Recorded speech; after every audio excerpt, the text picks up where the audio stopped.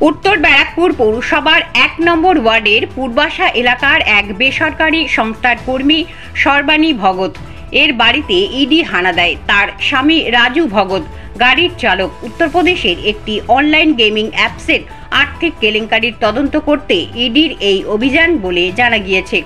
সূত্র মারফত জানা গিয়েছে এই গেমিং অ্যাপসের ম্যানেজার ছিলেন এই সর্বাণী ভগত।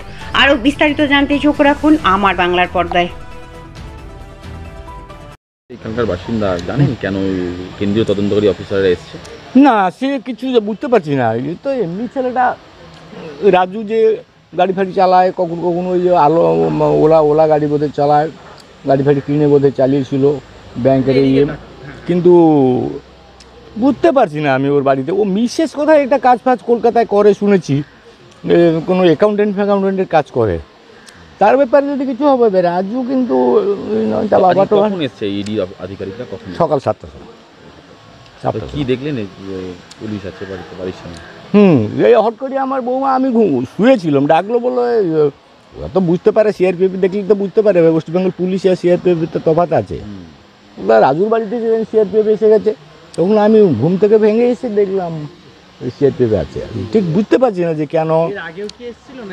না, আমার মনে হয় 2-4 মাস আগে বোধহয় দুজন প্লেন ক্লোথের লোক এসেছিল। ও রাজুর অ্যাড্রেস খুঁজছিল, আমাকে বোধহয় জিজ্ঞেস করছিল রাজু ভগতের বাড়ি। আমরা এই বাড়িটা বুঝতে পেরেছেন যে এত বড় একটা চক্র এখানে চলছে? কোনোদিন পাড়ার লোক বুঝতে পেরেছেন? না, তবে সেই দিন থেকে আমি একটু ডাউট করছিলাম, বোধহয় কিছু সামথিং ইজ গোয়িং রং। সেই দিন থেকে আমি একটু ডাউট ছিল আমার, এই বাড়িতে কেন রাজু ভগতের বাড়িতে দুজন খুঁজছিল। তারপরে আমি তো বললাম এই বাড়িতে, ওরা আর বাড়ি গেল না ভিতরে। বাড়িটাকে বউয়ের নাম কি? কি ভগত, এটা সর্বাণী নাকি সর্বাণী ভগত বোধহয় মনে হয়। একদম আপনাদের পাড়ার মধ্যে, একদম পাশাপাশি। একটু আতঙ্কের মধ্যে রয়েছে না। দেখুন, এ তো ছিল আনন্দ মোটর ভাড়া, তারপরে রিসেন্টলি তো এই 3-4 বছর বোধহয় বাড়ি একতলা বানিয়ে এখানে আসলো, তারপরে বোধহয় হট করে দোতলাও করলো।